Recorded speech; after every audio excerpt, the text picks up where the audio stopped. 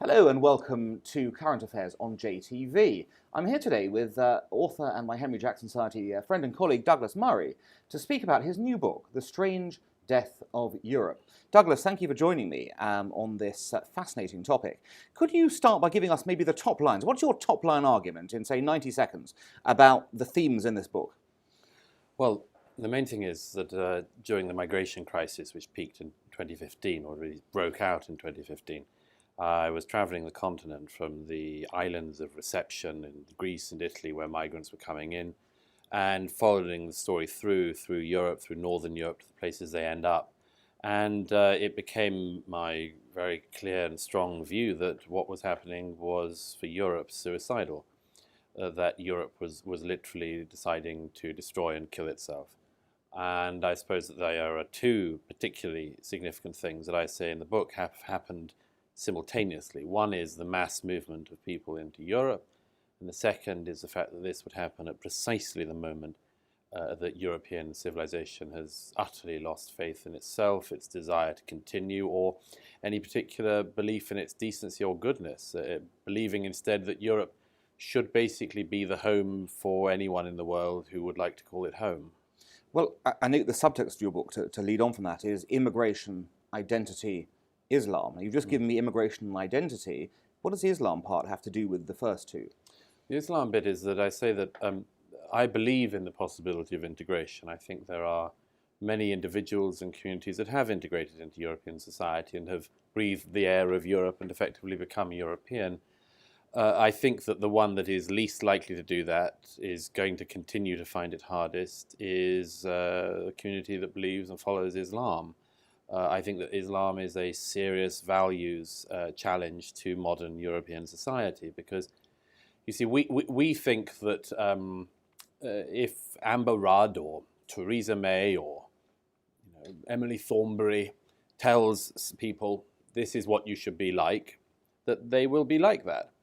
And as I say, it's very likely that if Allah says something to the contrary of Emily Thornberry, Amber Rudd, Theresa May, to take just three examples, that they'll choose to follow Allah rather than these here today, gone tomorrow politicians. So I believe that we've made a very fundamental mistake on this, that we are wrong to believe that simply because you are in Europe, you will believe in the values of Europe. And as I put it at one point in the book, I think more and more Europeans have started to realize this in recent years. Or to put it another way, we've been walking down a street which we thought was a one-way street, a liberal street, a street towards more liberalism and so on.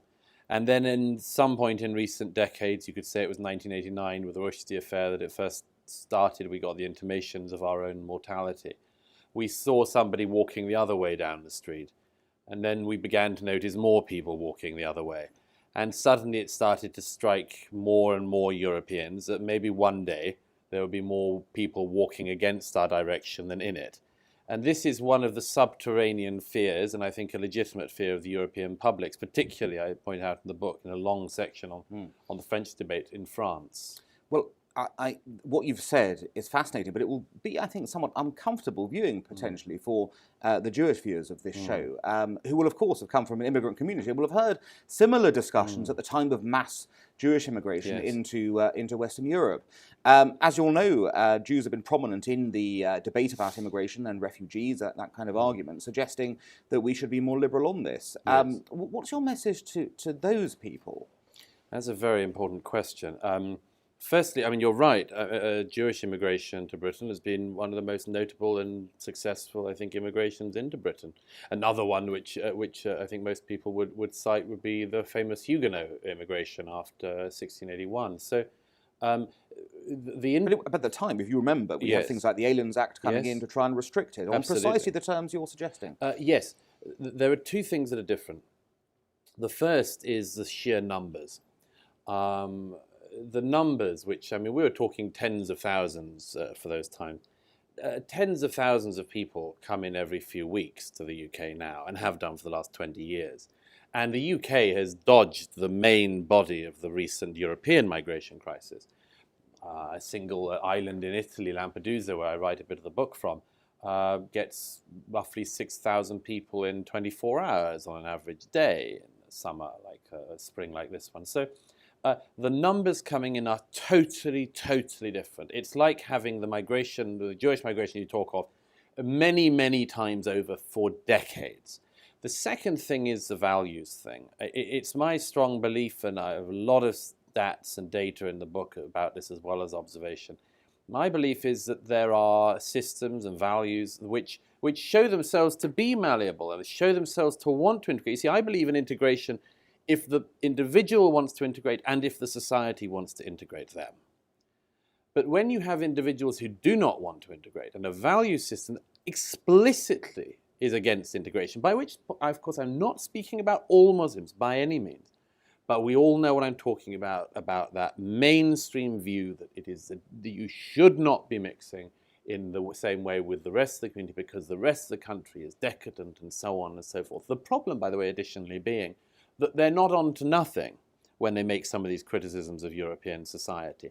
And this is part of that second point I made about the values loss in European society, that it is a deep problem when your enemies are onto something, i.e. saying, you know, this society seems to be hollowed out, tired, shallow, seems to advocate nothing very much other than sort of promiscuous spending and, going on holiday when you feel like it. That is not a values competitor to something that says we have the answers in totality to everything.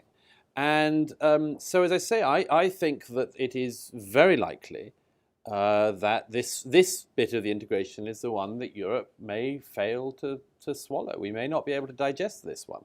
And that, if that is, I mean, I should add one other thing. Even mentioning that possibility is, of course, totally impossible, really, because people say, there must be an answer, there must be an answer. You see, I say, we would not have done what we've done for many years now on the immigration and integration thing if we had at least held in our minds as a potential, break on the whole thing, the possibility, at least the possibility that it just might not work, that we might be screwing up the whole thing.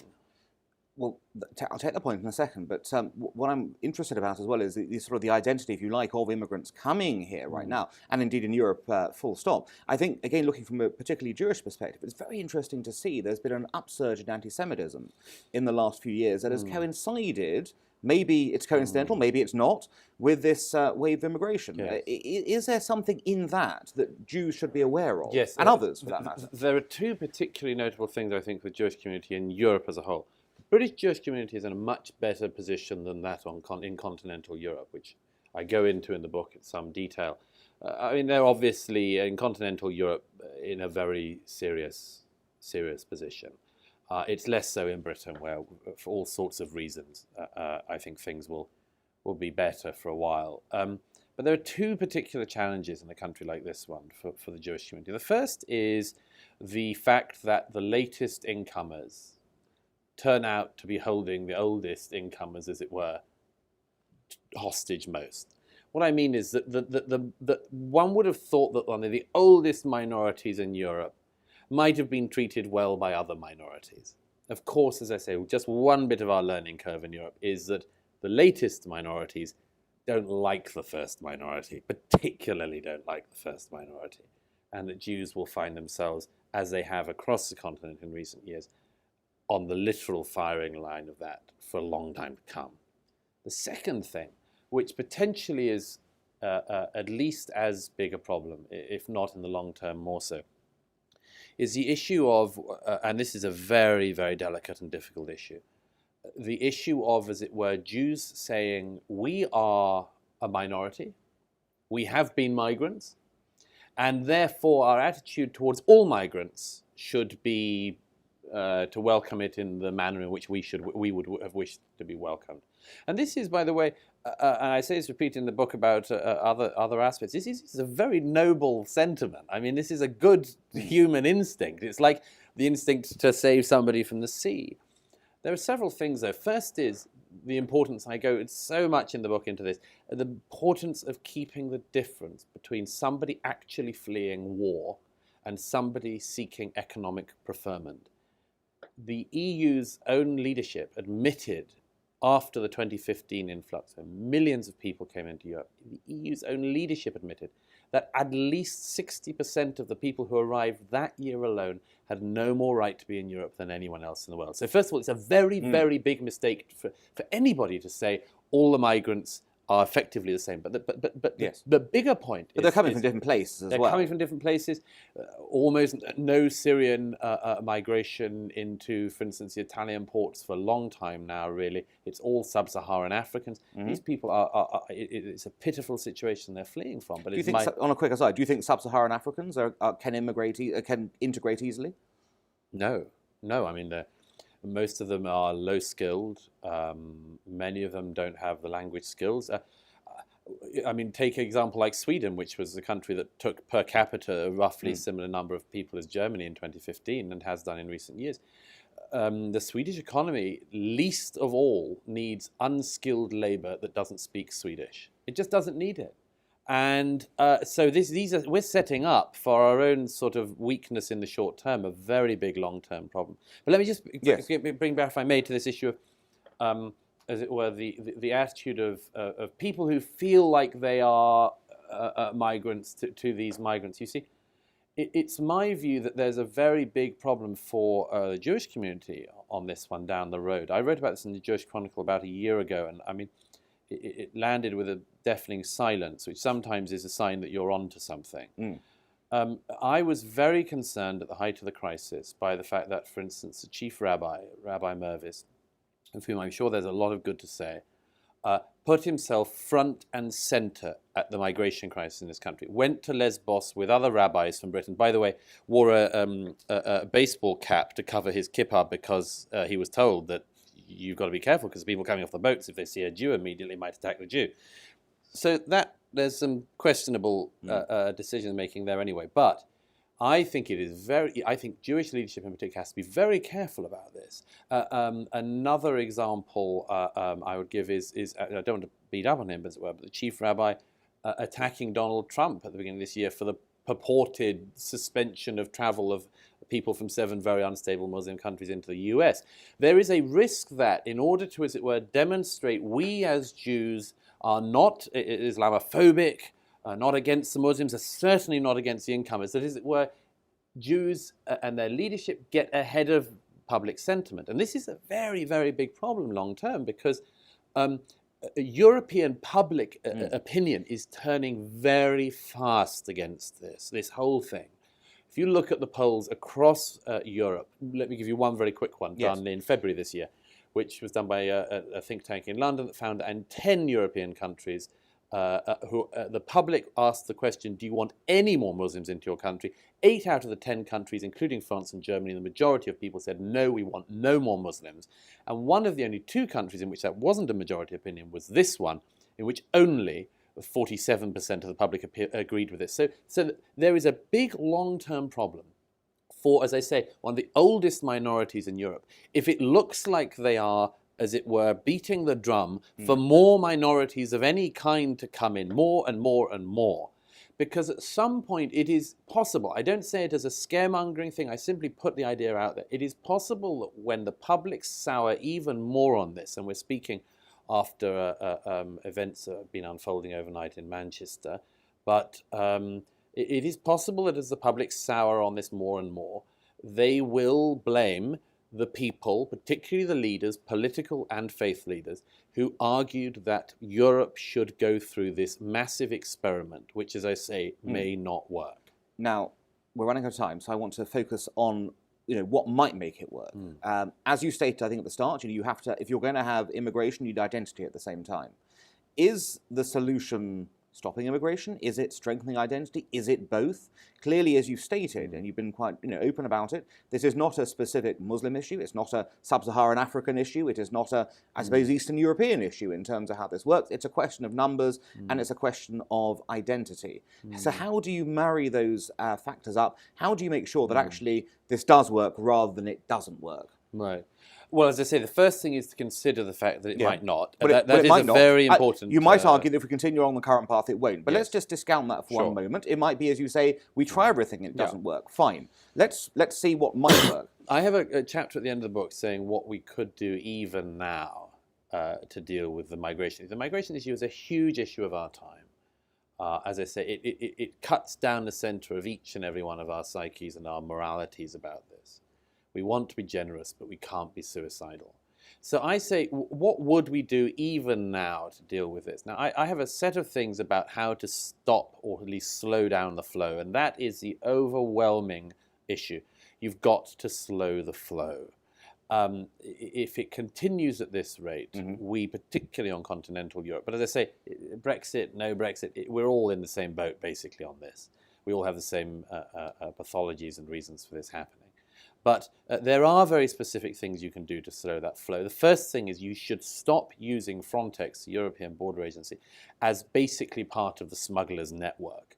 That the smugglers get the boats out now only a few miles, only put a small amount of fuel in them, because they know that then the European navies pick the boats up and they take them into Europe and they everything from there. And people almost never get repatriated or sent back, even when they're found out to be bogus in their claims. The second thing is, if you want to have a policy of asylum, and my own view is that Europe should be open to genuine asylum seekers, there are two things in particular you do. The first is that you lease land from, for instance, North African countries like Algeria, like Tunisia, like Libya, if we can at some point find such an agreement. And you process any applications there. You've got to stop people arriving in Europe and then for the work to begin, because basically once they're in, they're in. And we're talking about millions of people and many, many millions more in the years to come. The second thing from that is that if you do believe in that asylum system, as I do, then you should also look at things and take them seriously, such as temporary asylum. It is the experience of many countries in Europe that when they're told it's a temporary process, it's not a temporary process. People stay. In Sweden, they still have the immigrants from the Balkan wars. The Balkans have been at peace for 2 decades now, and there is no reason for people who sought asylum in Sweden to stay there, other than that people stay. Yeah, once they come, stay. Yes. And it's perfectly understandable. They build life, they marry, or they have children, their children enter the school system, and so on. So, but the idea that sort of, as it were, hopeless has to be reversed. You have to work out how to do that on a strictly temporary basis, because otherwise my feeling is that the European public's opinions towards all of this is going to sour, and unfortunately it'll take the legitimate asylum seekers down with the, as it were, economic migrants. But beyond that, I mean, I say there's a lot of this is also to do with ourselves. I have a long passages of the book about what I see as being the existential issues of Europe. There are two things in particular. One is a guilt, and the other is tiredness. The guilt is a historic guilt, particularly German guilt, which has been spread around the entire continent. And the second part, that tiredness, comes partly from that guilt, but partly from the feeling that Europe may have been seeing through in recent years the last of its dreams, and that the dream of, for instance, human rights may be dying before our eyes. Maybe maybe the last system we came up with after the terrible centuries of system after system that failed, religion, politics, all of which failed, that this last one, this belief in liberal rights, human rights, may be evaporating now as well. And this leaves us with this existential problem. I quote the French philosopher Chantal del Sol, who described in the 1990s modern European man as being like Icarus if he'd survived the fall, standing on the ground, singed, wondering about all of the wreckage of his dreams, but yet he's still here. So what does he do? And I think that one of the answers to all of these problems, which comes from within us in Europe, of whatever faith background or whatever cultural background we are, is to revive that at least discussion and thought about what this is that we are and what it is about ourselves that may be good. We've gone through this generational process of self-abnegation. And I think it's my observation that from traveling around the world, we've got it pretty good here. And one of the reasons why we have I think many minorities agree with. Absolutely. But you see, And many say quite the contrary. You often get the feeling that we are being described as the worst, most racist, most hostile countries in the world. And I always appeal to people, travel anywhere in the world and see what places it is more enlightened, more tolerant than these ones. So there is a big risk in all of this. That it's like that it was Moynihan's law that the amount of human rights abuses in a country could be understood in directly inverse proportion from the number of complaints about human rights abuses in the country. In other words, the real totalitarian dictatorship, you don't hear the human rights abuses. It's the same thing with a country like this. You hear all the complaints because we're a free country. And unfortunately, there are people who take advantage of that self-doubt and that self-questioning and turn it into a self-laceration, which I think could be fatal. Well, let's hope it isn't. Douglas, thank you for joining us today. The book can, of course, be purchased on Amazon or any good bookstore. That's all we've got time for on this edition of Current Affairs and JTV. Join us again soon for another episode. Thank you.